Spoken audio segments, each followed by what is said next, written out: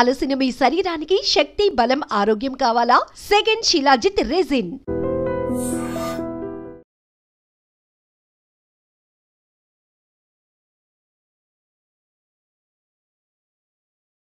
గతంలో గ్రామాల్లో ఉన్న పరిస్థితి ప్రభావం లేదా పెత్తందారుల పోకడలు నచ్చకో లేదా భావజాల ప్రభావంతోనూ కొంతమంది యువకులు అడవిబాటు పట్టారు. జైల్లో ఉండి బెయిల్పై బయటకు వచ్చిన వారు పరిచయం చేసే కార్యక్రమంలో ఈ వారం మన గెస్ట్ పెద్దిరాజుల ప్రకాష్.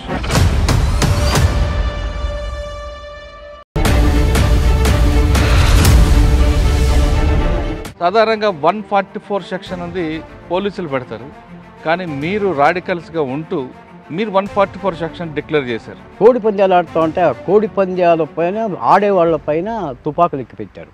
6 మంది చనిపోయారు. సాధారణమైనటువంటి టైలర్. ఆయన కూతురు ఉండేది. ఈ డిఎస్పీ వెంకటేశ్వరరావుకు 55 సంవత్సరాలు. సిడ్డి బనీన్తో ఒక లారీలో పరిగెత్తిపోయినాడు ఒక డిఎస్పీ. కానీ మదనపల్లి ఇందిరాగాంధీ గారు వచ్చినప్పుడు మీరు ఒక మాట అడిగారట కదా? అవును. ఏమడిగారు, ఎందుకు అడిగారు? మా నాయకులంతా మీరు ఎత్తుకుపోయి లోపల పెడతా ఉన్నారు. బీదర్ ప్రాంతంలో 4 ఏరియాలకు ఆర్గనైజ్ చేస్తున్నప్పుడు మీరు ఎక్కడుండేవారు? విశ్వనాథరావు పాటిల్ అని బీదర్లో. ఆయనకు నక్సలైట్ అంటే చాలా ఇష్టం. మరి పార్టీలో అంతకాలం పనిచేసి మీరు ఎందుకు బయటకు వచ్చారు? అంట్లో ఒక పిల్లోని అనవసరంగా చంపేసేదానికి ప్రయత్నించారు. ఎందుకు పార్టీలో మిలిటెన్సీ పెరిగింది, ఐడియాలజీ తగ్గిపోయింది అనుకోవచ్చు? రిక్రూట్మెంట్ అయిందా, తుపాకీ చెక్కిచ్చినామా, పోతా వాడల్లోకి, లేకపోతే దీంట్లోకి పోతా అండర్గ్రౌండ్లోకి పోతా, ఈ సిద్ధాంతం ఇది అంత మంచిది కాదు. ఆ మంచిది కావడానికే ఇవ్వదు కుంభాల కేశవరావు తర్వాత భూ పోరాటం చేసి నంద్యాల అనేటువంటి ఊరిలో దాదాపు ఒక 200 ఎకరాల వరకు భూ పోరాటం చేసి ప్రజలకు ఇప్పిస్తారు.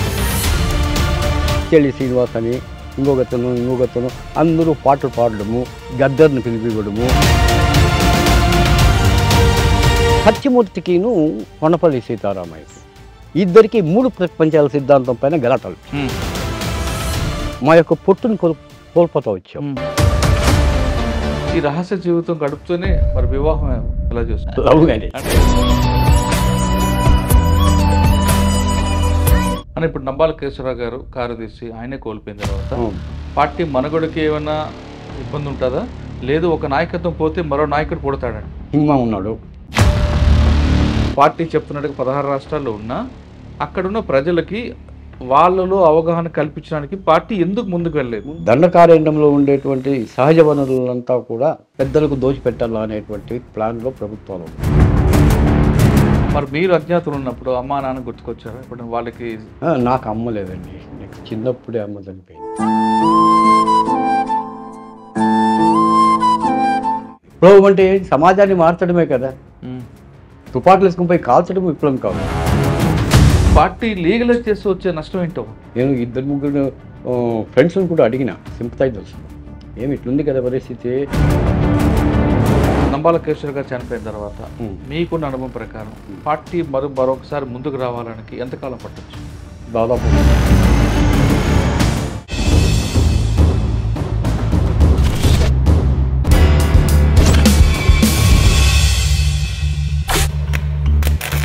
Welcome to crime confessions.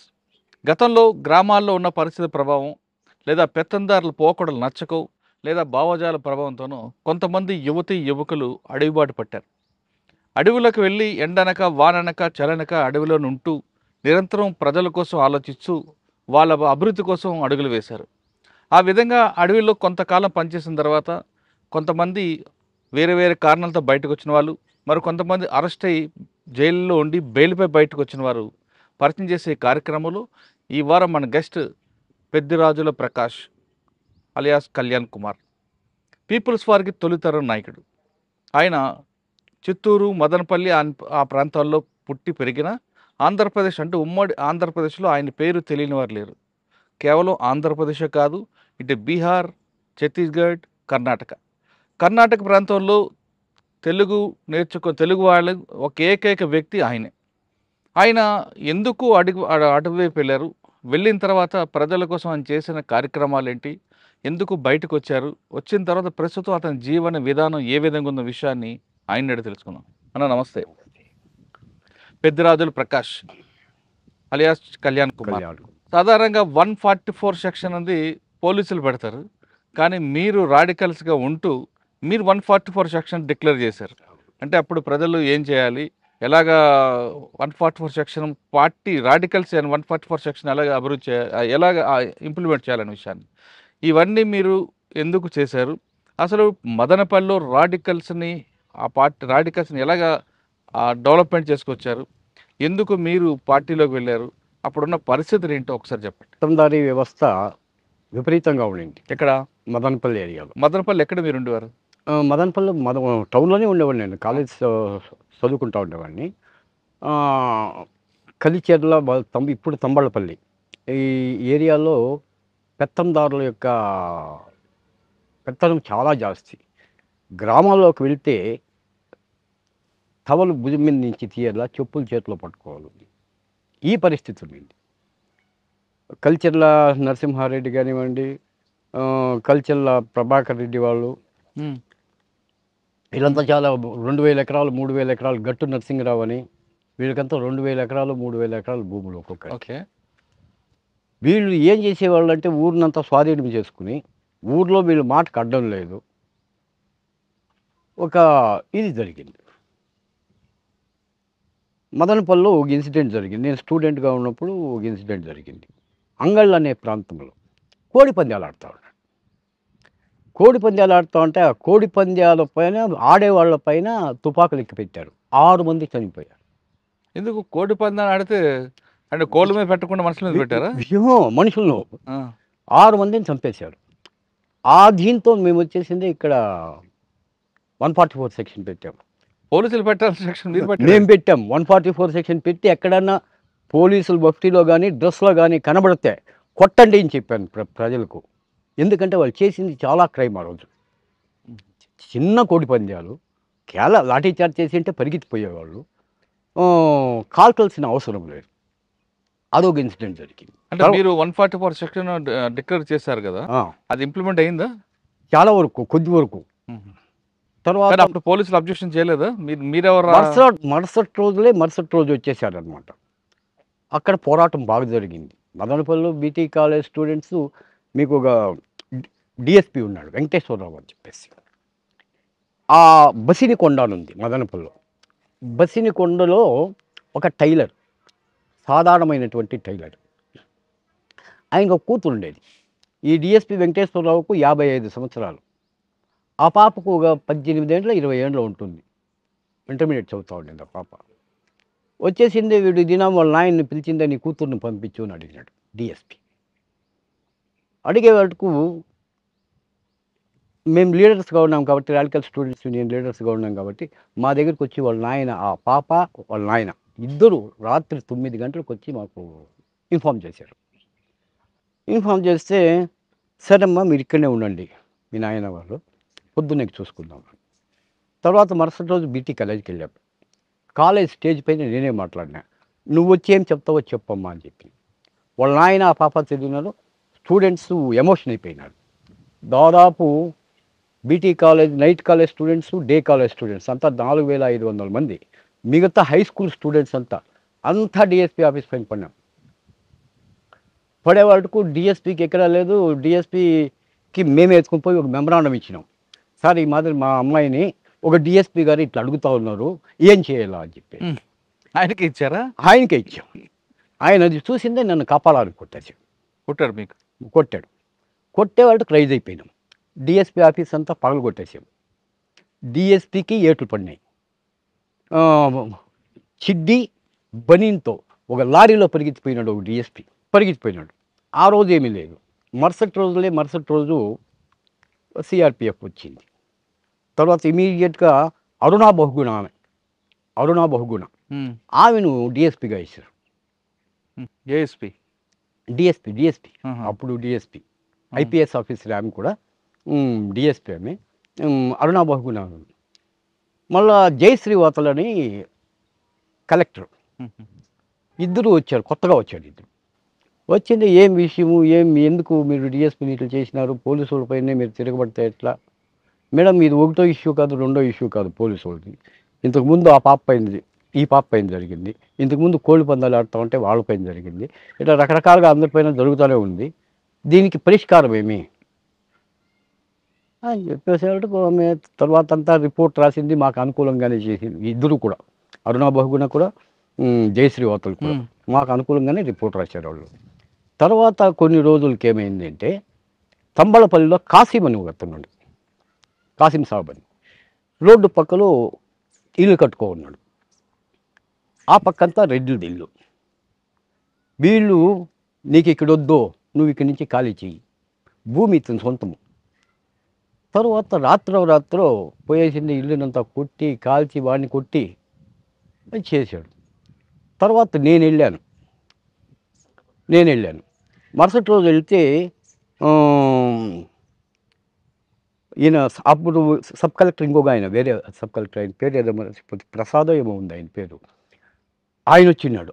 ఆయన కొంచెం లెఫ్టిస్ట్ భావజాలంలో ఉండేటువంటి వాడు. నేను పోయి చెప్పేవాళ్ళకు నా జట్లోనే వచ్చాడు తంబళపల్లికి. వచ్చిందే ఎంక్వైరీ చేశాడు. అక్కడ ఎంక్వైరీ చేసిందే కేసు కట్టమని చెప్పినాడు. కేసు కట్టమని చెప్తే ఎస్ఐ కట్టలే కేసు. ఈయనే వాళ్ళ సెక్షన్ ఏదో ఉంది చూడండి, దీనికి తంబళపల్లి అంటే తంబళపల్లి, మదనపల్లి అంటే మదనపల్లి పోవాలా, కాళహస్తి అంటే కాళహస్తి పోవాలా, ఎక్కడ ఆయన డేట్ ఇస్తాడో వీళ్ళంతా అక్కడికి పోవాలా. అట్లా ఏదో సెక్షన్ ఏదో ఒకటి ఉంది, 148 140 ఏదో సెక్షన్. సుమోటో కింద తీసుకున్నాడు. సుమోటో కింద తీసుకున్నాడు. కేసు కట్టేశాడు. ఆయన ప్రకాష్ వస్తావా అన్నాడు. లేదు సార్, నాకేదో పని ఉంది కొద్దిగా, వాళ్ళు మాట్లాడిచ్చేసి వస్తాను అని. ఈయన పోస్ట్ ఆఫీస్ రెడ్డి ఏం చేశాడంటే తీసిందే కపాలానికి కొట్టేశాడు. ఎవరిని? నన్ను. మళ్ళా అక్కడనే ఆయన వెళ్ళిపోయినాడు, కలెక్టరు కపాలానికి కొట్టాడు. కపాలానికి కొట్టేవాళ్ళకు ఇంక రైజ్ అయ్యింది, అక్కడ గలాటలు అయ్యింది. పొద్దున్నే సిఐ దగ్గరికి నేను లోపల వేపించి ఏం చదివిస్తాను అని చెప్పేసి అన్నాడు. ఎందుకు నువ్వు సిఐ ఆఫీస్ కన్నా పోతావా రేపు అంటే, చూద్దాం అది కూడా అన్నాడు. తర్వాత వెళ్ళాం. మా పాటికి మేము వెళ్ళిపోయాము, ఆయన పాటికి వాళ్ళు వెళ్ళిపోయినాడు. మరుసనాడు సిఐ దగ్గరికి కంప్లైంట్ ఇచ్చేదానికి వస్తూ ఉన్నాడు. మా వాళ్ళు చూసినారు, అక్కడనే స్పాట్లో సిఐ ఆఫీస్ దగ్గరనే స్పాట్లో వేసేసారు. మీరున్నారు అప్పుడు? నేను లేదు, స్పాట్లో లేదు. నేను ఆర్గనైజర్ ఓన్లీ, ఎప్పుడు కూడా నేను ఆర్గనైజరే. అంటే వాళ్ళకి చెప్పారు వేసామని? సో ఆర్గనైజరే నేను. తర్వాత దానిపైన కేసులు జరిగినాయి, కేసు కొట్టేసినారు, అదంతా అయిపోయిందండి. తర్వాత అప్పుడు నేను మదనపల్లి వదిలిపెట్టినా.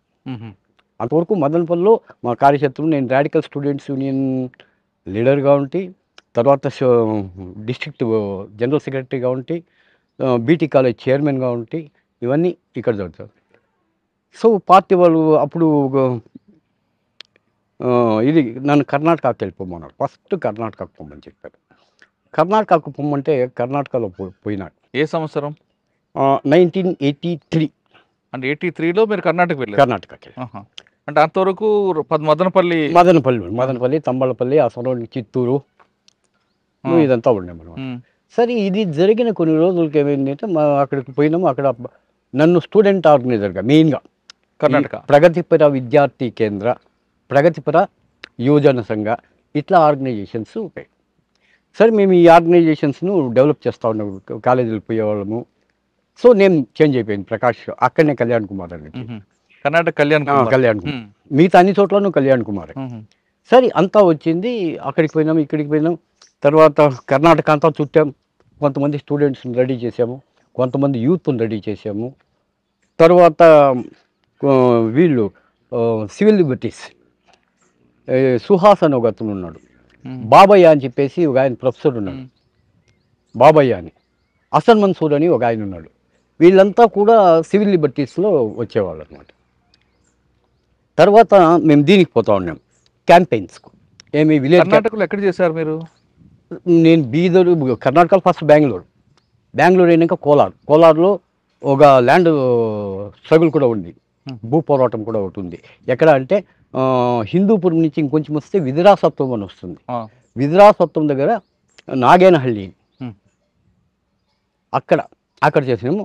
తర్వాత ఆ ఏరియాస్లో నేను దొడ్డ కురుబూరు, చిక్క కురుబూరు చాలా ఉన్నాయి. అక్కడ చింతామణి ఏరియాలు కొంచెం చేస్తే ఈ నాగేనహళ్ళిలో ఒక ల్యాండ్ ఇష్యూ ఉండింది. ఏమంటే అక్కడ వెట్టి చాకరీనే, ₹1 ఒక సంవత్సరానికి కూలీ తీసుకునేవాడు కూడా ఉన్నాడు అక్కడ. భోజనం పెడతారు, సంవత్సరానికి ₹1 ఇస్తారు, ఒక జత బట్టలు ఇస్తారు. అట్లా చాకరీ చేసేవాళ్ళు ఉన్నారు. సరే మేము పోయినాము, అక్కడ ఆర్గనైజ్ చేసాము. ఆర్గనైజ్ చేసి అక్కడ దళిత సంఘర్షణ సమితిని, డిఎస్ఎస్, సో వాళ్ళు మాకు కొంచెం సపోర్ట్ చేశారు. దాంతో ఏమైందంటే స్ట్రగుల్ పెద్దదైపోయింది. స్ట్రగుల్ పెద్దదైపోయి గవర్నమెంట్ దిగొచ్చేసి నజీర్ సాబ్ అని ఉన్నాడు అప్పుడు కర్ణాటకలో మినిస్టర్. ఆయన పరిగెత్తుకున్నాడు, ఇదేదో పెద్ద గలాట అవుతా ఉంది అని చెప్పేసి. నజీర్ సాబ్ వచ్చింది, మళ్ళీ మాట్లాడిందే. అంతలోపల వీళ్ళు హసన్ మన్సూరు, బాబయ్య, సుహాసు, వీళ్ళు సివిల్ లిబర్టీస్ వాళ్ళంతా వచ్చినారు. ఆయన ఇది చేసినారు, నజీర్ సాబ్ను చేసుకున్నారు. తర్వాత వాళ్ళకు ల్యాండ్ ఇష్యూ వచ్చే వాళ్ళకు వేరే చోట్ల కొంత భూమి ఉండింది, ఒక 150 acres. ఆ భూమిని దళితులకి ఇచ్చినారు. అంతవరకు ఈలే, ఆ భూమిని దళితులకి ఇచ్చేసిన. అదొక స్ట్రగుల్ అయింది. అదైపోయినాక all India revolutionary students organise చేయాలా. సో ఎక్కడెక్కడ ఉంటాయి, పంజాబ్ స్టూడెంట్స్ యూనియను, అస్సాం గణ సంగ్రామ పరిషత్, అస్సాం సంగ్రామ పరిషత్ కాదు, అస్సాం గణ సంగ్రామ పరిషత్తు అప్పుడు పోరాటం చేస్తూ ఉంది. మళ్ళీ నాగా స్టూడెంట్స్ యూనియన్ ఉంది. తర్వాత ఇది ఇది ప్రగతిపర విద్యార్థి సంఘ, ఈ ఆర్గనైజేషన్ అంతా మేము మురుపాక్ మానవార సంఘం అని ఇక్కడ. ఇవన్నీ చేయమని పార్టీ ఆదేశాలా మీకు? మాకు. ఎవరు మీ బాధ్యులు అప్పుడు? అప్పుడు కొండపల్లి సీతారామయ్య కేఎస్ కొండపల్లి సీతారామయ్య గారు ఉన్నారు. కొండపల్లి సీతారామయ్య గారు జైల్లో ఉన్నప్పుడు రవి గారు, సత్యమూర్తి గారు ఉన్నారు. సత్యమూర్తి ఆధ్వర్యంలోనూ పనిచేసినాము, కొండపల్లి సీతారామయ్య గారి ఆధ్వర్యంలోనూ పనిచేసాము. కానీ మీకు వేరే స్టేట్లో ఆర్గనైజ్ చేయమని చెప్పింది కేఎస్ గారా? కేఎస్ గారే వేరే స్టేట్లో ఆర్గనైజ్ చేయమని చెప్పింది. సరే అక్కడికి వెళ్ళిపోయాము. అక్కడికి వెళ్ళిపోయిన కొన్ని రోజులు స్టూడెంట్ ఆర్గనైజేషన్స్లో పనిచేసాము. స్టూడెంట్ ఆర్గనైజేషన్ నుంచి కొన్ని రోజులు ఛత్తీస్గఢ్లో ఉన్నాం. ఎందుకంటే యాక్షన్స్ కాదు ముఖ్యము, వాళ్ళకు మా ఐడియాలజీని తెలపాలి. బీహార్లో మా ఐడియాలజీని తెలపాలి వాళ్ళకు, మావోయిస్టు కొనేటువంటి ఉద్దేశంతో ట్రైనింగ్ క్లాసులు పెడతా ఉన్నాము. వాళ్ళు మాకు వాళ్ళ భావజాలాన్ని చెప్తా ఉన్నారు. ఇట్లా జరుగుతూ ఉండింది. జరుగుతూ ఉంటే తర్వాత పార్టీ ఉండుకుందే, మీరు కర్ణాటకకి వెళ్ళిపోండి, కర్ణాటకలో లీడింగ్ ఆర్గనైజర్స్ కమిటీని, అంటే నక్సలైట్లోని టాప్ నక్సలైట్స్ అంతా లీడింగ్ ఆర్గనైజర్స్ అని ఒక 6 మంది లీడింగ్ ఆర్గనైజర్స్ ఉన్నాం. ఈ 6 మందిలో ఇది రాజేంద్రన్ అనే ఒకతను, సుహాస్ అనే ఒకతను, ఇది మూర్తి అని ఒకతను, తర్వాత మన రాజ్కుమార్ కూడా, రాజ్కుమారు ఒక ఇదిగా ఉన్నాడు. సాకేత రాజన్ అని ఒకతను ఉన్నాడు, పేరు వింటారు అనుకో. ఆయన పేరు తర్వాత అవును, ఆయన ఎన్కౌంటర్ చేశారు. అవును, తర్వాత చిక్మంగళూరు ఏరియాలో ఎన్కౌంటర్ చేశారు ఆయన. సాకేత రాజన్ అని. మేమంతా లీడింగ్ ఆర్గనైజేషన్ 6 మంది కూడా. సరే లీడింగ్ ఆర్గనైజేషన్ ఒక్కొక్కరు ఒక్కొక్క ఏరియాని తీసుకున్నాం. నన్ను ఏం చేసినారంటే బీదర్, గుల్బర్గా, రాయచూర్, బళ్ళారి నన్ను తీసుకోమన్నారు. సాకేత రాజన్కు చిక్మంగళూరు ఏరియా ఇచ్చినారనమాట.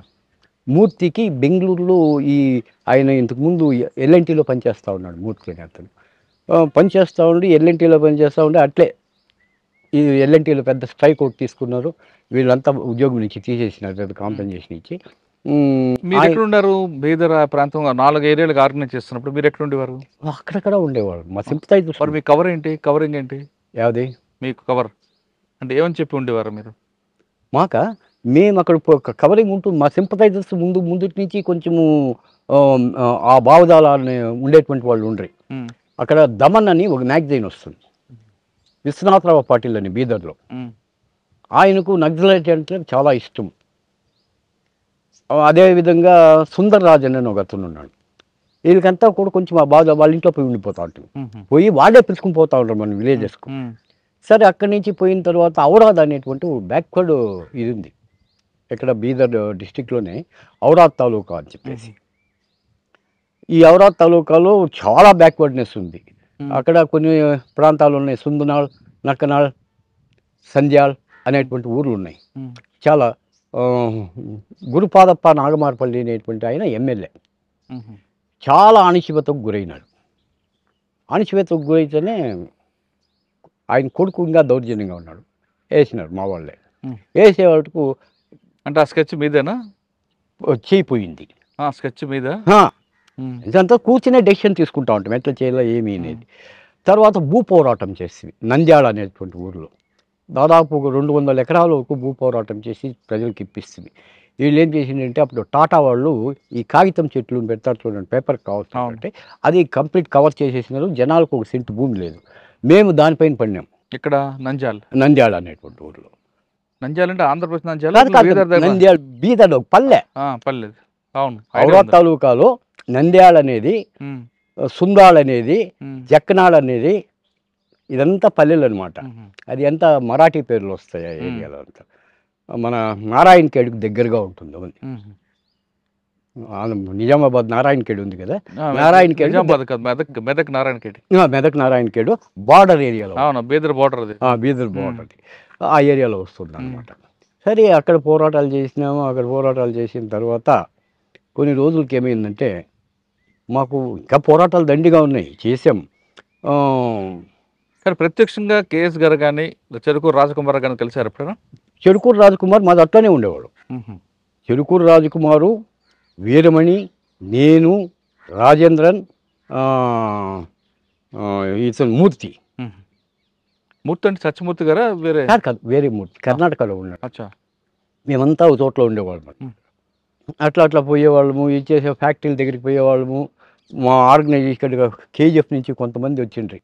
ఈ కేజీఎఫ్ నుంచి వచ్చిండేటువంటి మనుషులను కొంతమంది అంటే జనకళా మండలి, జన్నాట్య మండలి, ఈ దళిత సంఘర్షణ సమితి ఉంది కదా, ఈ దళిత సంఘర్షణ సమితి యొక్క సింపథైజర్స్ మాకు ఆటోమేటిక్గా సింపథైజర్స్ అయిపోతారు. అట్లా ఈ కేజీఎఫ్ ఆ ఏరియాలో ఉండేటువంటి కొంతమంది వచ్చేసి పాటలు పాడేది. పిచ్చెల్లి శ్రీనివాస్ అని ఇంకొకతను అందరూ పాటలు పాడడము, గద్దర్ని పిలిపివ్వడము, గద్దర్ ద్వారా కొంచెము ఇది చేపించడము. ఇట్లా ఊరూరులో మేము మాత్రం బహిరంగంగా పోతూ ఉండే. మిగతా ఆర్గనైజ్ చేసేది మాత్రం మేమే చేస్తూ ఉంటాం, ఆర్గనైజ్ చేస్తూ ఉంటామే. వాళ్ళు పోతూ ఉండరు, వాళ్ళంతా ప్రోగ్రామ్స్ ఇస్తూ ఉండరు, ఇచ్చేస్తూ ఉండరు. సరే వాళ్ళు వస్తూ ఉండరు. ఈ ప్రాసెస్లో ఏమైంది, నేను కర్ణాటకలో ఇది బీదర్లో ఉన్నప్పుడు, బీదరు, రాయచూరు, గుల్బర్గా, సత్యమూర్తికిను ఈయనకు కొండపల్లి సీతారామయ్యకి ఇద్దరికి 3 ప్రపంచాల సిద్ధాంతం పైన గలాటాలు. ఏ సంవత్సరం అది? 1987, 88. వాళ్ళిద్దరి మధ్య విభేదాలు వచ్చాయి. సో విభేదాలు వచ్చినప్పుడు సత్యమూర్తి ఒకరిద్దరిని పిలుచుకుని వచ్చినాడు. కేఎస్ గారు కూడా ఒకరిద్దరిని పిలుచుకుని వచ్చినాడు. మేము అడిగింది ఏమంటే, మేము అత్యంత విలువైనటువంటిది మా ప్రాణం. ఈ ప్రాణాన్ని కూడా సాక్రిఫైస్ చేసి ఇక్కడికి వస్తే సిద్ధాంత రాద్ధాంతాల్లో మమ్మల్ని మీరు బలిస్తారా? చాలా స్పష్టంగా అడిగిన. నేనే ఆ క్వశ్చన్ రైజ్ చేసింది. మీ సిద్ధాంత రాద్ధాంతాల్లో 3 ప్రపంచాల యుద్ధం అన్నా జరిగింది, 3 ప్రపంచాల సిద్ధాంతం అన్నా ఉండి, 2 ప్రపంచాల సిద్ధాంతం అన్నా ఉండి. ఎందుకంటే ఇద్దరు విభేదాలు సిద్ధాంత పరంగా. ఇప్పుడు 3 ప్రపంచాల సిద్ధాంతం అంటే first world countries, second world countries and third world countries. First world countries అంటే imperialist countries, Russia, America. Second world అంటే ఇది అది బ్రిటను, ఫ్రాన్సు, జర్మనీ, జపాన్, ఇవన్నీ కూడా second world countries. Third world మనం ఇండియా, పాకిస్తాన్, బంగ్లాదేశ్ ఇక ఉన్నాయి కదా, ఇవన్నీ కూడా థర్డ్ వరల్డ్ కంట్రీస్. ఈ థర్డ్ వరల్డ్ కంట్రీస్ ఏం చేయాలంటే first world countries, second world కంట్రీస్ని చూసుకోవాలా, ఫస్ట్ వరల్డ్ కంట్రీస్ పైన యుద్ధం చేయాలి. అంటే ఏమి, అమెరికా వాడి కంపెనీలు, అమెరికా కొలాబరేషన్ కంపెనీస్ను బ్యాన్ చేయాలా, డిస్ట్రాయ్ చేయాలా, దానిపైన పోరాటాలు చేయాలా, ఆ ఫ్యాక్టరీలో ఉద్యమాలు లేవనెత్తల్లా. సో ఈ సిద్ధాంతం పైన వాళ్ళకి ఇద్దరికి గందరగోళం వచ్చింది. అంటే సత్యమూర్తి గారు సమర్థించారా, వ్యతిరేకించారా? సత్యమూర్తి గారే ఆ సిద్ధాంతాన్ని ప్రవేశపెట్టింది. కొండపల్లి గారు అయ్యలేదన్నాడు. అట్లా కాకూడదు అని చెప్పేసి, అట్లా కాదు, ఈ సిద్ధాంతాన్ని ప్రవేశపెట్టింది సత్యమూర్తి గారు. కొండపల్లి సీతారామయ్య గారు 3 ప్రపంచాల సిద్ధాంతం అనేది ఇట్లుండదు, 3 ప్రపంచాల సిద్ధాంతం మన కాన్సెప్ట్ వేరే, ఈ కాన్సెప్ట్ వేరే అనే రకంగా వాళ్ళు చూశారు. ఆ విభేదాల నుంచి ఇద్దరి మధ్యన విభేదాలు వచ్చాయి. సత్యమూర్తి గారు సపరేట్ పోయినారు, కొండపల్లి సీతారామయ్య గారు సపరేట్ పోయినారు. అక్కడ నాయకత్వం విషయం ఏంటంటే, కొండపల్లి సీతారామయ్య గారు రెడ్డి, సత్యమూర్తి గారు వచ్చేసి ఎస్సీ. సో వీళ్ళిద్దరికి మీకు కులం ఉంది, దీంట్లో కులం పెట్టినారు అనేటువంటిది పెద్ద టాక్ ఉండింది. అప్పుడు పార్టీలో అప్పటికి కుల విభేదాలు కొద్దిగా ఉండింది, చాలా ఎక్కువ లేదు. కానీ లీడర్షిప్ కోసం కుల విభేదాలు ఉండింది. అసలు కులంకి వ్యతిరేకంగా పుట్టిన పార్టీ, కులానికి నువ్వు సమాజంలో ఉన్నప్పుడు అన్ని అవలక్షణాలు వస్తాయి. ఏ అవలక్షణము కూడా ఏ పార్టీకి తప్పే లేదు. కానీ ఇక్కడ వచ్చినటువంటిది ఇక్కడ ఒక విప్లవ పార్టీ అనుకుంటే విప్లవ సిద్ధాంతాలు అనుకున్నాం మనం పోతా ఉన్నాము, ఎంతోమంది చనిపోతూ ఉన్నారు మనోళ్ళు. మన ఇది ఆ సిద్ధాంతాన్ని సరిచేసుకుని ముందుకు పోవాలనా, ఆ సిద్ధాంతాన్ని సరిచేసుకుని ముందుకు పోవాలనా, లేకపోతే ఆ సిద్ధాంతాన్ని ఇంకొంచెం వికోపానికి తీసుకుని రావాలి. రెండోది ఏమైందంటే పార్టీలో మిలిటెన్సీ జాస్తి అయిపోయింది. గణపతి వచ్చే వాళ్ళకు విభేదాలు జాస్తి అయిపోయింది, మిలిటెన్సీ జాస్తి. సిద్ధాంతం పక్కలో పెట్టేస్తారు. ఒక ఊర్లో పోతారు, ఒక చోట్లోనే కాన్సన్ట్రేషన్ చేస్తారు, వాళ్ళు ఎస్సీలు రెచ్చగొడతారు, మిగతా వాళ్ళు ఊరంతా అగైనిస్ట్ అవుతుంది. ఎందుకంటే ఇది అంచెలంచెలుగా ఉండేటువంటి కుల వ్యవస్థ కదా ఇది ఇచ్చనమెట్లో. కాబట్టి ఇక్కడ ఒక కులం దగ్గరికి ఉండిపోయే వాళ్ళకి వీనికంటే కొద్దిగా అప్పర్ కులం కూడా వీడిని విభేదిస్తూ ఉండే, నక్సలైట్లను కూడా విభేదిస్తూ ఉంటాయి. ఈ మిలిటెన్సీ వద్దు అని మేము చాలాసార్లు చెప్పాము. ఈ మిలిటెన్సీ నుంచి ఇదైపోతుంది, మిలిటెన్సీ వద్దు, జనాల్లోకి పోదాం అని చెప్పి. రెండో విషయం ఏమైపోయింది,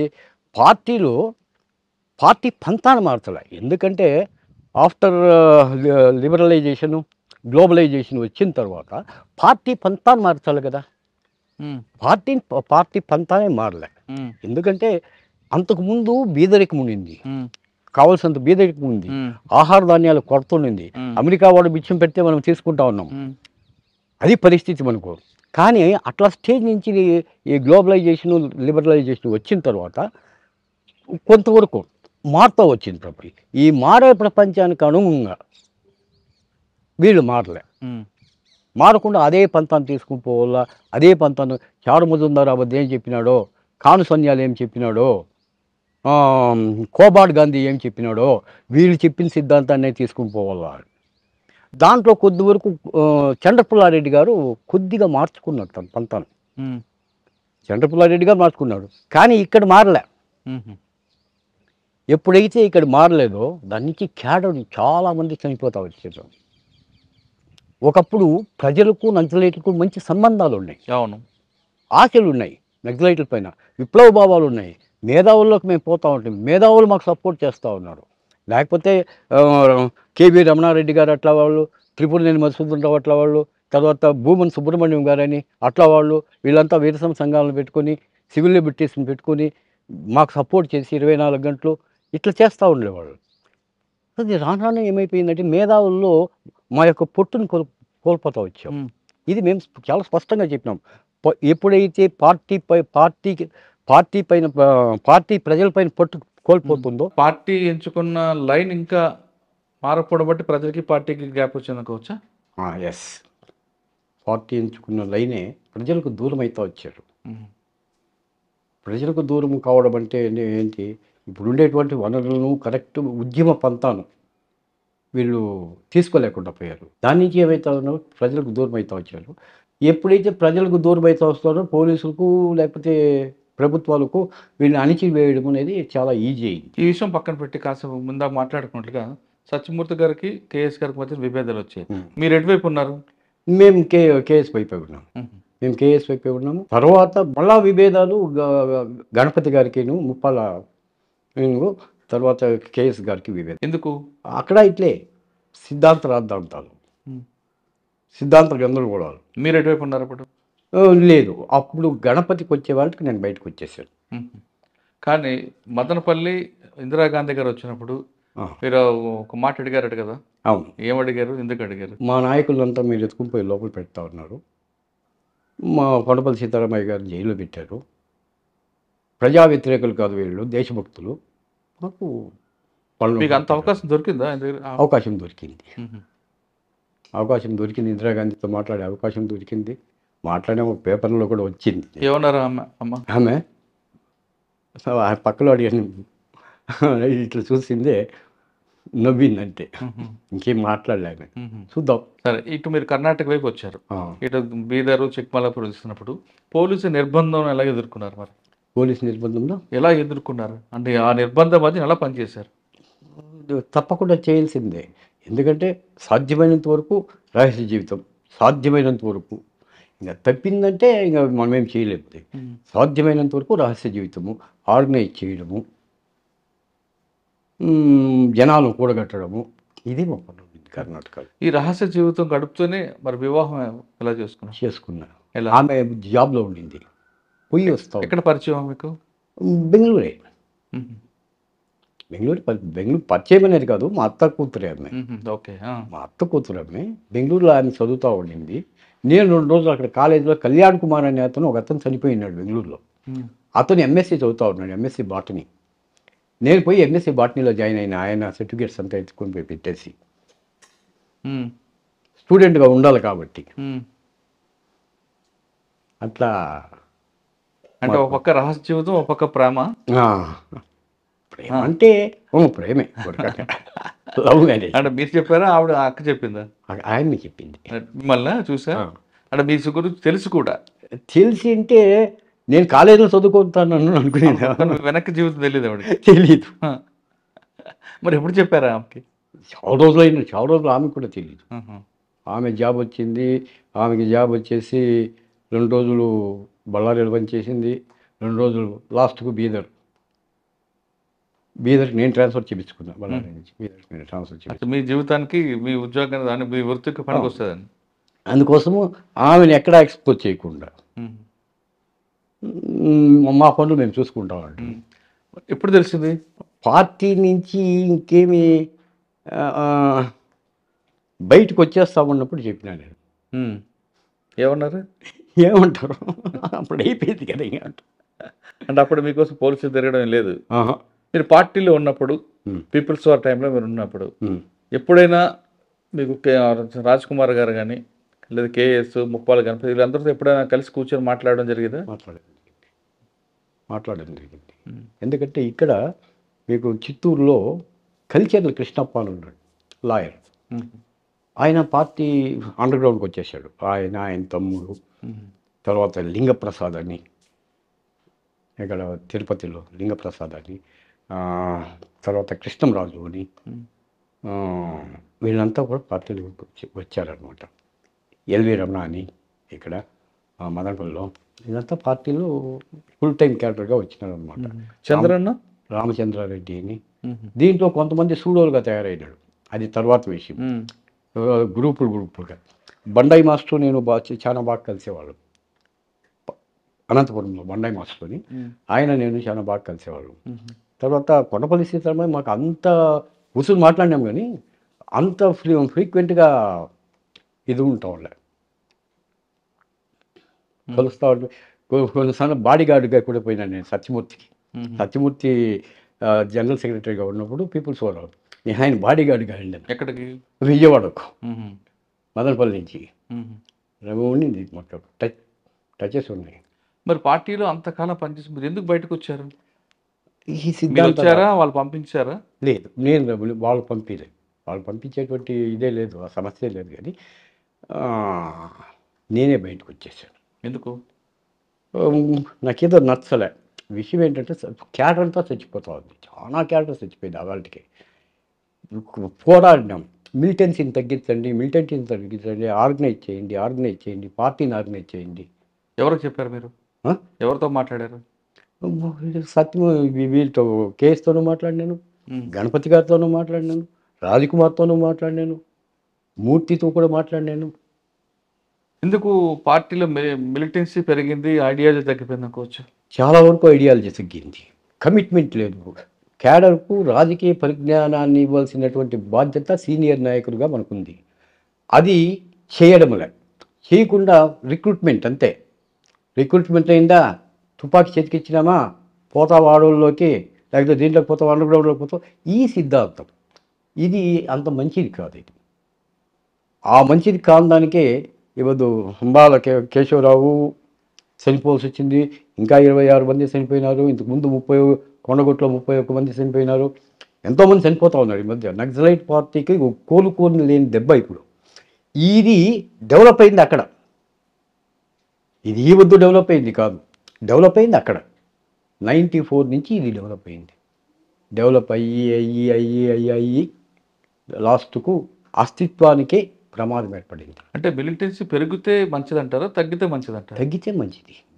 మిలిటెన్సీ తగ్గల్లా ఆర్గనైజ్ పీపుల్ను ఆర్గనైజ్ చేసుకోవాలా, థియేటికల్గా పెంచాలా, వాళ్ళను చైతన్యవంతం చేయాలా. So Naxalite are not heroes, the peoples are heroes, you educate them. నేను చెప్పేది ఏంటంటే నక్సలైట్స్ హీరోలు కాదు, ప్రజలు హీరోలు. నువ్వు వాళ్ళని ఎడ్యుకేట్ చేస్తే వాళ్ళే హీరోలుగా తిరగబడతారు. నీకు విప్లవం కావాలన్నా, ఉద్యమం కావాలా, ఇంకోటి కావాలా, ఇంకోటి.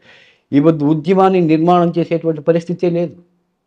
ఎక్కడా కూడా ఉద్యమాన్ని ఒకప్పుడు నక్సలైట్లు అని చెప్పుకుని ఎవరిని అడిగినా, వరంగల్లో కానీ అక్కడ కానీ ఎవరిని అడిగినా కూడా నక్సలైట్స్ అంటే ఏమని చెప్తా ఉన్నాడు. ఈరోజు వెనక ముందు చూస్తారు నక్సలైట్స్ అని చెప్పాలంటే. అంటే ప్రజలకి రాజకీయ చైతన్యం కల్పించడం మన బాధ్యత అంటారు. అది మర్చాము. అది మర్చిన దానికి ఈ ప్రాబ్లం. ప్రజల్లో పోలేకుండా పోతా ఉన్నాడు చాలా చోట్ల. ప్రజలకు నక్సలైట్లకు చాలా గ్యాప్ పెరిగేసింది, చాలా విపరీతమైన గ్యాప్. అంతా ఇంత గ్యాప్ కాదు. ఈవెన్ ఈ వద్దు వాళ్ళు సిపిఐ వాళ్ళు, సిపిఎం వాళ్ళు మాత్రమే అడుగుతూ ఉన్నారు చర్చలకు పిల్లండి అని, ఏదో కొంతమంది మేధావుల ద్వారా పోదామని. కానీ ప్రభుత్వము ఇది చేయలేదు. ఇంతకుముందు ఉన్నటువంటి మన్మోహన్ సింగ్ ప్రభుత్వము చేయలేదు, ఇప్పుడు ఉండేటువంటి బీజేపీ ప్రభుత్వము చేయలేదు. అంటే శాంతి చర్చలకు వెళ్తే మంచిది అంటారు కదా. శాంతి చర్చలు పెడితే మంచిది. నువ్వు డైరెక్ట్గా రా, ప్రజల్లోకి ఆర్గనైజ్ చేసుకో. నువ్వు అది చేయకుండా శాంతి చర్చలు వదిలేస్తే ఎవరి ప్రయోజనం లేదు. శాంతి చర్చలు ఇప్పుడు వాళ్ళే చెప్తా ఉన్నారు, ఎవరు నక్సలైట్స్ మేము ఆయుధాలు వదిలేసి ముందుకు వచ్చేదానికి మేము సిద్ధం అంటూ ఉన్నాడు. కాల్పులు వివరణ ప్రకటించారు 6 నెలలు ప్రకటించారు. కానీ ప్రభుత్వం గమనుందా? లేరు కదా. వీళ్ళేమో కాల్పులు వివరణ ప్రకటించారు, వాళ్ళు గవర్నమెంట్ కాల్పులు వివరణ వల్ల ఇలా మిలిటరీని పెట్టి ఏరేసేంత పరిస్థితి అందరినీ ఎక్కడ దొరికితే ఎక్కడ. అని ఇప్పుడు నంబాల కేశవరావు గారు కారు తీసి ఆయనే కోల్పోయిన తర్వాత పార్టీ మనుగడకి ఏమైనా ఇబ్బంది ఉంటుందా? లేదు ఒక నాయకత్వం పోతే మరో నాయకుడు పుడతాడంట. నాయకుడు వస్తాడు, హింమా ఉన్నాడు, వీళ్ళంతా ఉన్నారు, లేకుండా కాదు, ఇంకా కొంతమంది ఉన్నారు సీనియర్ నాయకులు. కానీ ఒక పార్టీ జనరల్ సెక్రటరీని కోల్పోవడం అంటే పార్టీకి కోల్పోలేదు దెబ్బ.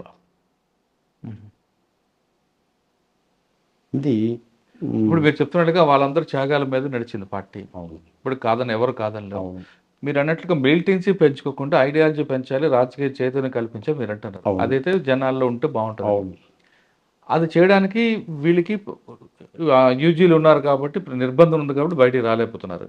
ఈ సమయంలో పార్టీ లీగలైజ్ చేసి ఎలా ఉంటుంది? లీగలైజ్ చేస్తే చాలా బాగుంటుంది. లీగలైజ్ చేస్తే బాగుంటుంది.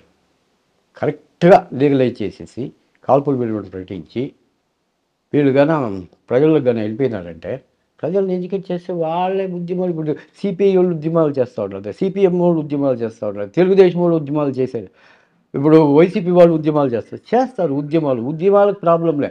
హింసాత్మక ఉద్యమాలు ఉండకూడదు. ఇప్పుడు ఉండేటువంటి పరిస్థితుల్లో హింసాత్మక ఉద్యమాలు ఉంటే అణచేస్తారు, ప్రభుత్వాలు అణచేస్తుంది. హింసాదం కాకుండా శాంతియుతంగా ఉద్యమం చేయొచ్చు. శాంతియుతం అంటే ప్రజలు చైతన్యం రావాలి, చైతన్యం. అంటే వాళ్ళకి జరిగిన అన్యాయాన్ని వాడిని ప్రశ్నించుకోవాలి. మరి అది ఎందుకు చేయలేకపోతుంది పార్టీ? మొత్తం పార్టీ చేయలే అప్పుడు. అదే నేను చెప్తున్నానే, ప్రజలు లీడర్లు కాదు, మనమే హీరోస్ అనుకుంటే ఇదే పరిస్థితి వస్తుంది. అంటే పార్టీ దండకార్యానికి పరిమితి అయింది. నల్లమల్లు నుంచి దాదాపు 45 సంవత్సరాల నుంచి పార్టీ అక్కడే ఉంది. శ్రీకాకుళం నుంచి వచ్చి తెలంగాణలో విస్తరించింది. తెలంగాణ నుంచి మళ్ళీ దండకారణ్యానికి పోయింది. దండకారణ్యం నుంచి బీహార్కి పోయింది, మళ్ళీ ఛత్తీస్గఢ్కి వచ్చింది. ఎక్కడ చూసినా పరిస్థితి. ఒరిస్సా, ఆంధ్ర ఒరిస్సా బార్డర్లో కూడా అదే పరిస్థితి, ఇక్కడ అదే పరిస్థితి. అది పార్టీ దాదాపు ఏఓబీలో కానీ దండకారణ్యంలో కానీ స్థిరంగా ఉంది అనుకుందాం. ఉంది. వాళ్ళు చెప్తున్నట్లుగా 16 జిల్లాల్లో 16 రాష్ట్రాల్లో మేము బలంగా ఉన్నామని చెప్తున్నారు మొన్న ఒక లెటర్లో. కానీ గవర్నమెంట్ మాత్రం 6 రాష్ట్రాలకి పరిమితం అంటారు. అది ఏమీ లిమిటెడ్. 6 రాష్ట్రాల్లో కూడా లిమిటెడ్. సార్ 6 రాష్ట్రాల్లో ఉన్న పార్టీ చెప్తున్నట్టుగా 16 రాష్ట్రాల్లో ఉన్నా అక్కడున్న ప్రజలకి వాళ్ళలో అవగాహన కల్పించడానికి పార్టీ ఎందుకు ముందుకు వెళ్ళలేకుండా పోతాం. అంటే వాళ్ళకి అవగాహన కల్పిస్తే వాళ్ళే ప్రశ్నిస్తారు కదా ఆదివాసీలు. ఇక్కడ వర్గ పోరాటం జరుగుతూ ఉండేది. దండకారణ్యంలో ఉండేటువంటి సహజ వనరులంతా కూడా పెద్దలకు దోచిపెట్టాలా అనేటువంటి ప్లాన్లో ప్రభుత్వాలు ఉన్నాయి వర్గ సమాజంలో. దాన్ని అడ్డుకోవాలా అనేటువంటి ప్రయత్నం వీళ్ళు చేసింది నిజమే, కానీ అడ్డుకునే పద్ధతి ఇది కాదేమో. ఇది కాదంటారు. ఇది కాదు. ఇదేంటే ఇంత లాస్ వచ్చేది కాదు పార్టీకి. మ్యాక్సిమం లాస్ వచ్చింది. అస్తిత్వ ఉనికికే దెబ్బపడేట్టుంది. మీరు వర్గ పోరాటం అంటున్నారు. రక్త సంబంధం గొప్పదా, వర్గ సంబంధం గొప్పదా? రక్త సంబంధం గొప్పదా, వర్గ సంబంధం గొప్పదా? కుటుంబ పరంగా చూసినప్పుడు రక్త సంబంధం గొప్పది, సమాజపరంగా చూసినప్పుడు వర్గ సంబంధం గొప్పది. ఈ సమాజానికి పరిచయం చేసింది, ప్రపంచానికి పరిచయం ఉండొచ్చు. చేసింది అమ్మా నాన్న. అంటే అమ్మా నాన్నలు పరిచయం చేసింటారు. అమ్మా నాన్నలు పరిచయం చేసినంత మాత్రాన ఇప్పుడు ప్రవాహం ఎట్లా పోతూ ఉంటుంది, కిందికే పోతుంది. మా అమ్మ నాన్నకు నా పైన ప్రేమ, నాకు నా బిడ్డల పైన ప్రేమ, వాళ్ళకు వాళ్ళ బిడ్డల పైన ప్రేమ, సమాజం కిందికి పోతూ ఉంటుంది. ఇది కూడా అంతే, ఇట్లా పైకి పోదు. ఉంటుంది, అభిమానం ఉంటుంది అంతే. తల్లిదండ్రులపైన అభిమానం ఉంటుంది, తాతలపైన అభిమానం ఉంటుంది. కానీ నా ప్రేమ ఎక్కువ బాగు నా పిల్లలపైన ఉంటుంది. నా పిల్లలకు మళ్ళీ నా పైన ఉండేలే. అది మరి మీరు అజ్ఞాతులు ఉన్నప్పుడు అమ్మా నాన్న గుర్తుకొచ్చారా ఇప్పుడు వాళ్ళకి? నాకు అమ్మ లేదండి. నెక్స్ట్ చిన్నప్పుడే అమ్మ చనిపోయింది. 3 నెలల బిడ్డ అంట నేను. మా అమ్మ అప్పుడే చనిపోయింది. మా అవ్వ తాత నన్ను పెంచారు. మా నాన్న వేరే పెళ్లి చేసుకుని బెంగళూరులో ఉండిపోయాడు. మాకు ఇక్కడే 5 కిలోమీటర్స్ ఇక్కడి నుంచి మా ఊరు శివరాంపురం అని. మా సొంత ఊరు వచ్చి శివరాంపురం.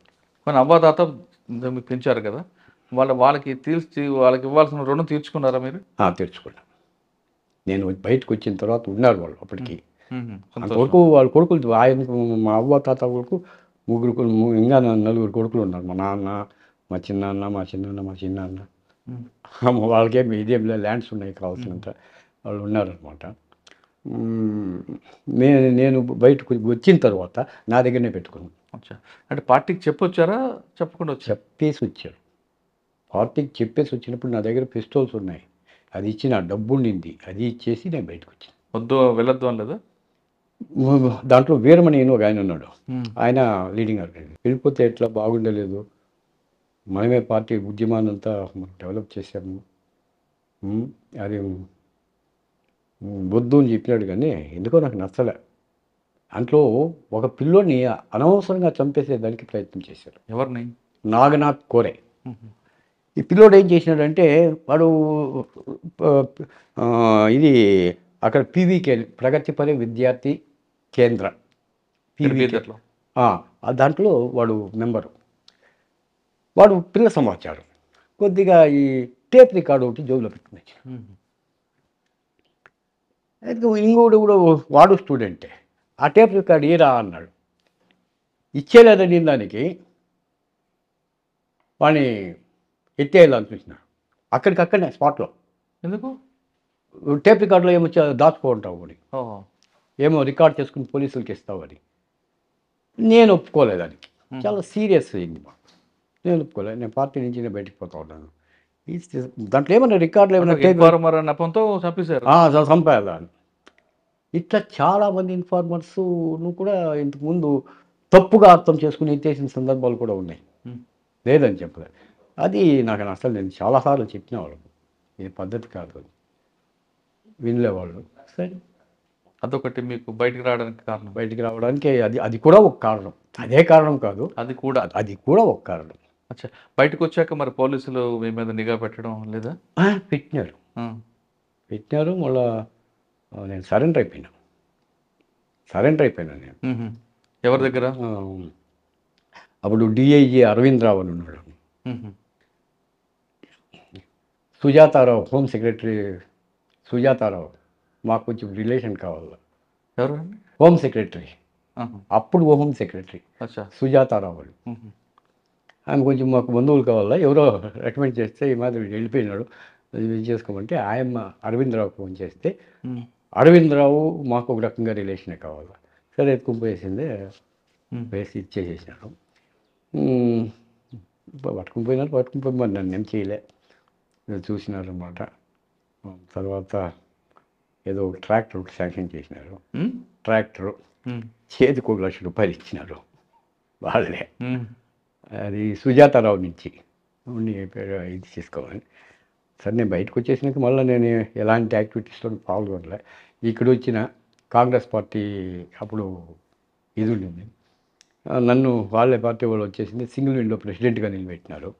గెలిచిన సింగిల్ విండో ప్రెసిడెంట్ అయినా. తర్వాత Congress party district general secretary అయినా. మండల్ ప్రెసిడెంట్ అయినా.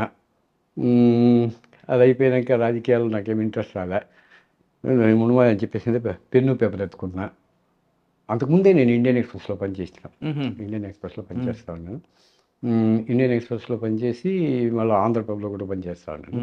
కన్నడ ప్రభలో కూడా పనిచేస్తా ఉన్నాను కర్ణాటకలో. అదొక 14 ఏండ్లు. రాజకీయం 14 ఏండ్లు, అది 14 ఏండ్లు. తర్వాత నక్సలైట్లలో 14 ఏండ్లు. 42 ఏండ్ల జీవితం అట్లా అయిపోయింది.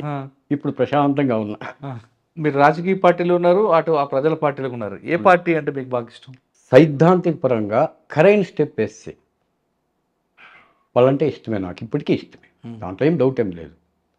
ఎందుకంటే వీళ్ళ పంతా వేరే, వీళ్ళ వ్యవహారాలు వేరే. ఇక్కడ ఉండేటువంటి మామూలు బూర్జువా పార్టీలు అంటాం మేము.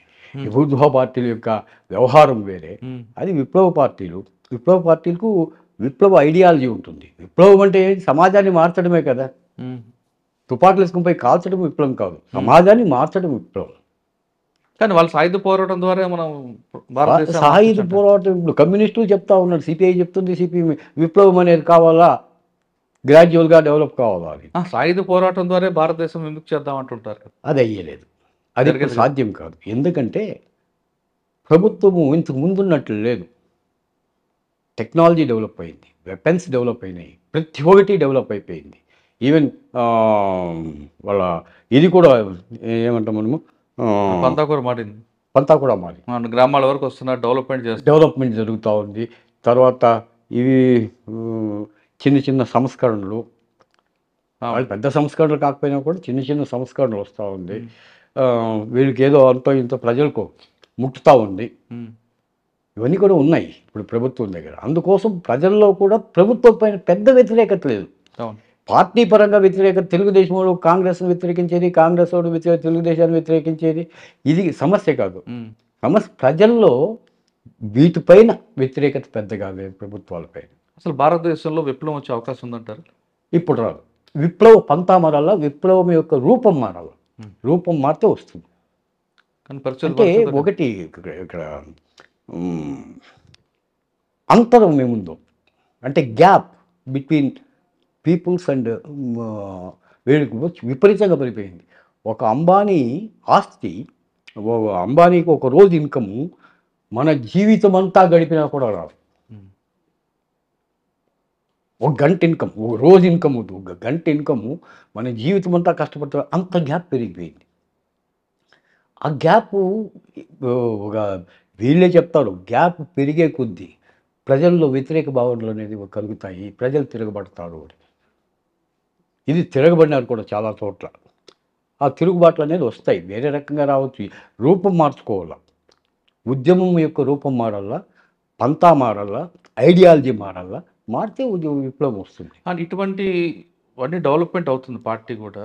అంటే ప్రభుత్వం మారుతుంది, సంవత్సరాలు మారుతున్నాయి, అన్ని సంస్కరణలు వస్తున్నాయి. కాబట్టి పార్టీ కూడా ప్రజలకు అనుగుణంగా మారడానికి ఎందుకు అవకాశం తీసుకోవద్దు? ఎప్పుడో కాలం చెందిన సిద్ధాంతం పట్టుకుని నడుతుంది. అది వచ్చిండేది పంతా మారాలి. మార్క్సే 100% కరెక్ట్ అని కాదు, మార్క్స్ 100% కరెక్ట్ కాదు, లెనిను 100% కరెక్ట్ కాదు, ఆ తర్వాత వచ్చినటువంటి స్టాలిను అంత కరెక్ట్ కాదు, స్టాలిన్ తర్వాత వచ్చినటువంటి మావో పంతాను అంత కరెక్ట్ కాదు. ప్రపంచం విమర్శిస్తూ ఉంది. ఇవన్నీ కూడా ఉన్నాయి, దాంట్లో వాస్తవాలు ఉన్నాయి. ఆ వాస్తవాలు ఉన్నంత మాత్రాన అదే కరెక్ట్ అనుకుంటే ఎట్లా? కాలానుగుణంగా మారాలి. కాలానుగుణంగా ఎందుకు మారడం లేదండి? అదే మారడం లేదు, మారేదానికి ఇష్టపడడం లేదు. ఎందుకు? పిడివాదం అదింది, ఆ పిడివాదం పోవాల. ఇప్పుడు పార్టీ లీగలైజ్ చేసి వచ్చే నష్టం ఏంటో అంటే 1977లో కొండపల్లి సీతారామయ్య కూడా ఇదే విధంగా లీగలైజ్ చేశారు కూడా, దానికి అప్పుడు విభేదం వచ్చింది కదా. అవును, అంటే ఒకటి వీళ్ళు లీగలైజ్ చేయొచ్చు పార్టీని.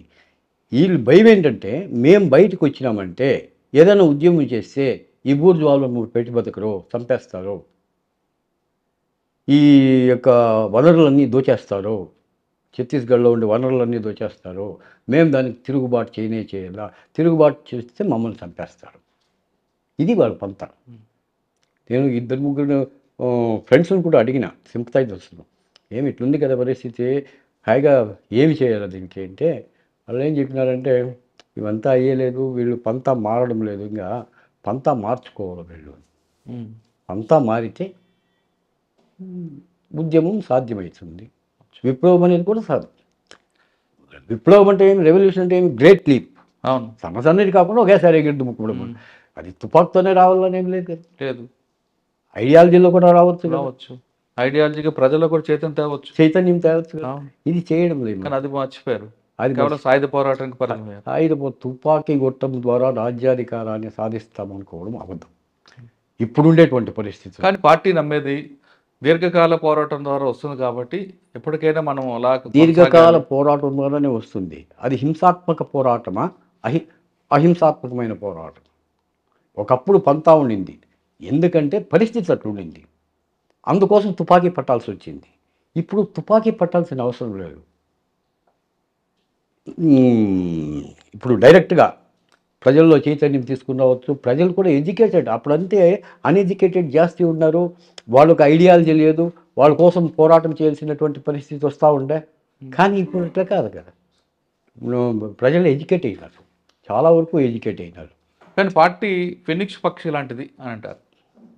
ఫినిక్స్ పక్షి లాంటిది, మళ్ళీ మళ్ళీ పుడుతుంది అని కష్టం. మన ఆఖరిగా చెప్పండి, నంబాల కేశవ్ గారు చనిపోయిన తర్వాత మీకున్న అనుభవం ప్రకారం పార్టీ మరొకసారి ముందుకు రావడానికి ఎంతకాలం పట్టొచ్చు? దాదాపు 1 సంవత్సరం, 1.5 సంవత్సరం. సెకండ్ క్లాస్ ఇది సెకండ్ స్టెప్ లీడర్షిప్ ఉంటుంది, లేదని నేను చెప్పలే. కానీ ఆ స్టెప్ అంత బిర్యానీ తీసుకునేదానికి, ఇప్పుడు గణపతి రాజీనామా చేసేదానికి 1.5 సంవత్సరం పట్టింది.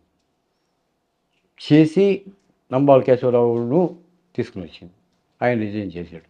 ఇప్పుడు నంబాల కేశవరావు చనిపోయిన తర్వాత అది మళ్ళా ఇది కావాలంటే పార్టీ క్యాడర్ మినిమం 1 సంవత్సరం పడుతుంది. ఆ సంవత్సరం కూడా ఎవరు ఎఫిషియెంట్ కాదు అనేది కూడా చూసుకోవాలి, పార్టీ నిర్ణయం తీసుకోవాలి. అని ఇంకొక ప్రశ్న చివరిగా, ఒకప్పుడు మీ కాలంలో సమాజం, ప్రజలు వాళ్ళ అభివృద్ధి కోసం పాటుపడే యువతను చూశారు మీరు, మీలాగా. అవును. కానీ ఇప్పుడు అంతా కూడా చెడు వ్యసనాలు, తాగడం, తిరగడం, బాధ్యత లేకపోవడం, సమాజానికి మనకేమి ఇచ్చిందని ప్రశ్నించే యువత జరిగింది. అటువంటి వాళ్ళకి మీరు ఇచ్చే మెసేజ్ ఏంటి? అంటే అలా విధంగా వెళ్ళమంటారా, లేదు మనకు సమాజం మనకేమి ఇచ్చింది కాకుండా మనం సమాజంకి ఏమి ఇద్దాం, మన బాధ్యత ఏంటి చేసుకుందాం అని చెప్తారా? అది నీకు దేశం ఏమి ఇచ్చింది అనేది కాదు, నువ్వు దేశానికి ఏమి ఇచ్చావు, సమాజానికి ఏమి ఇచ్చావు. సమాజంలో మన యొక్క పని మనం చేసుకుని పోవాలి, మన పని మనకి చేసుకుని పోవాలి. చేసుకుని పోతే సమాజం నీకు కావాల్సింది ఇస్తుంది. కాకపోతే కొన్ని అవకతవకలు ఉంటాయి, లేదని నేను చెప్పను, అంతా పర్ఫెక్ట్గా ఎక్కడా ఉండదు, అవకతవకలు ఉంటాయి. కానీ మనకిచ్చినటువంటి పని మనం సిన్సియర్గా, ఇప్పుడు ఒక ఎంఆర్ఓ ఉద్యోగం ఇచ్చింటాడు, నువ్వు లక్షల లంచాలు తెస్తే అది సమాజానికి ఉపయోగం కాదు కదా. ఒక విఆర్ఓ ఉంటాడు, పెద్ద పెద్ద బిల్డింగ్లు కట్టారు ఈ ఊరిలో విఆర్ఓలంతా, ఇట్లుంటుంది. ఇది కాదు కదా, మన వర్క్ మనం చేయాలి, మన వర్క్ మనం చేస్తా పోతే సమాజం మనకు కావాల్సింది ఇస్తుంది. కమ్యూనిస్ట్ సిద్ధాంతం కూడా అదే, నువ్వు సమాజం నీకు ఇస్తుంది, నువ్వు సమాజంలో ఒకడైపో. అది చేయడం కూడా, అది ప్రభుత్వాలకు అక్కర్లేదు, వీళ్ళకు అక్కర్లేదు, అట్లా తయారైంది. సమాజం మనకి ఏమి ఇచ్చిందని కాకుండా నువ్వు సమాజానికి ఏమి ఇస్తా అనే ధోరణిలో ఉంటే ఖచ్చితంగా నీకు ప్రతిఫలం లభిస్తుందంటారు కళ్యాణ్ కుమార్. పార్టీకి కూడా ఇప్పుడు నంబాల కేశవరావు గారు చనిపోయిన తర్వాత పార్టీ అంతరించిపోతుంది కూడా కాదు, కొంతకాలం పడుతుంది పైకి లేగడానికి. కానీ సాయుధ పోరాటం ద్వారా మనం ప్రజల్లో చైతన్యం తీసుకొస్తా ఉన్నది అది కాలం చెల్లని సిద్ధాంతం. ఖచ్చితంగా ప్రజలు రాజకీయ చైతన్యం తీసుకురండి, ఇప్పుడు పార్టీ మీకు నిలబడుతుంది, ప్రజలకు దగ్గర అవుతారంటూ కళ్యాణ్ కుమార్ గారు చెప్తున్నారు. ఇది ఈ వారం కళ్యాణ్ కుమార్ గారితో ఎక్స్క్లూజివ్ ఇంటర్వ్యూ. వచ్చే వారం మరో కష్టం మళ్ళీ కలుద్దాం. అంతవరకు నమస్తే, థ్యాంక్ యూ వెరీ మచ్.